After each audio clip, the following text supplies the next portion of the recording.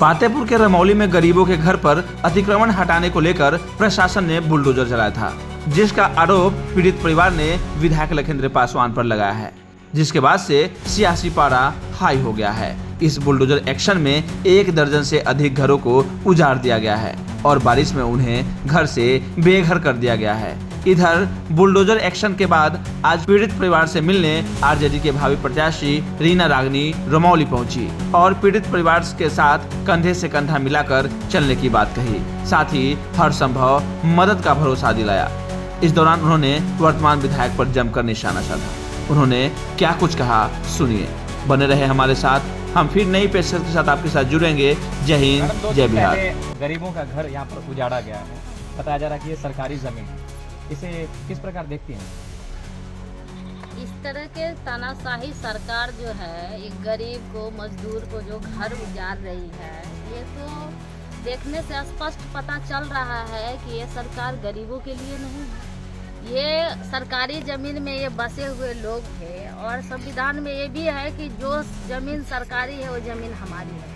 तो ये गरीब लोगों को घर से जो बेघर किया गया है, ये सरकार को खुद सोचना चाहिए। और अभी जो यहाँ पर जो सरकार में माननीय विधायक जी हैं, उनको भी खुद सोचना चाहिए कि वर्षा बुन्नी है और इन लोगों को देख के ये स्पष्ट पता चलता है कि ये लोग किस तरीके का जीने रहने खाने वाले लोग हैं और इन लोगों के साथ अन्याय अत्याचार कर रहे हैं। ये तो हम इस तरीके से देख रहे हैं कि संविधान विरोधी ये सरकार ये गरीब मजलूम के और ये दलित पिछड़े वर्ग के जो आदमी यहाँ पे बसे हुए हैं, इन लोगों को जो अधिकार से वंचित और रहने से वंचित कर रहा है, ये तो बिल्कुल तानाशाह सरकार है। इस तरीके से जो ये कर रहे हैं, ये तो इनको पहले सोच समझ के देखना चाहिए कि इन लोगों को जमीन नहीं है रहने के लिए, तो वैसे घर में इन लोगों का जो अनाज छीट दिया गया है, घर तोड़ दिया गया है। और मैं पूछना चाहती हूँ इन सरकार से कि जब आप तोड़े, इनके लिए कोई व्यवस्था नहीं किए, तो भी सरकारी जमीन में रह रहे हैं। अब सरकारी जमीन में रहने के बावजूद भी आप लोग जो इनके ऊपर अन्याय अत्याचार कर रहे हैं,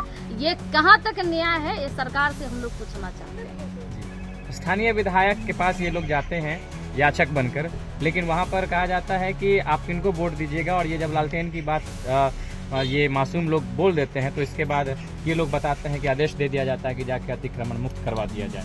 और उससे पहले लोग वही विधायक भी भरोसा देते हैं कि नहीं, आपका घर नहीं तोड़ा जाएगा, और जैसे ही लालटेन की बात होती है आदेश दिया जाता है कि घर को तोड़ दिया जाए।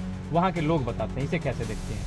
देखिए, तो इसका मतलब यही हमको समझ में आ रहा है कि आने वाले समय में आदरणीय तेजस्वी जी के सरकार बनने जा रही है, इनसे ये लोग घबराए हुए हैं, इसलिए दलित पर आए दिन अन्याय अत्याचार ये लोग कर रहे हैं।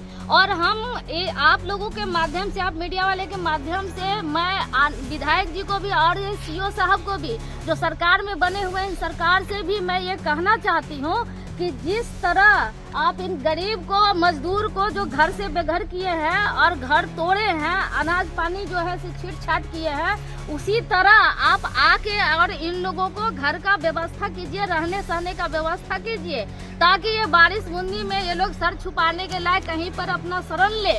और नहीं तो ये बहुत बड़ा आंदोलन होगा और बहुत बड़ा जंग छिड़ जाएगा कि वो जो है वोट किसको देंगे, लालटेन छाप को कि कमल छाप को, ये पूछ कर घर गरीबों के ऊपर अत्याचार कर रहे हैं, तो ये उनको बहुत महंगा पड़ेगा। और आने वाले समय में यही गरीब लोग उनको जो है तो जवाब देगी कि कमल छाप पर देना है कि लालटेन छाप पर देना है वोट, इसका जवाब यही गरीब लोग देंगे। और आने वाले समय में, क्योंकि मुझे भी बहुत दर्द हो रहा है कि ये गरीब आदमी के साथ इतना बड़ा अत्याचार किया जा रहा है, इसके सर से जो है खोपड़ी हटा दिया गया है, जिसमें ये लोग शरण ले रहे हैं। ये तानाशाही चल रहा है इनकी सरकार। तो इस तरीके से अगर करेंगे तो ये सरकार आने वाले समय में ये लोग जवाब देंगे इन सरकार को। धन्यवाद।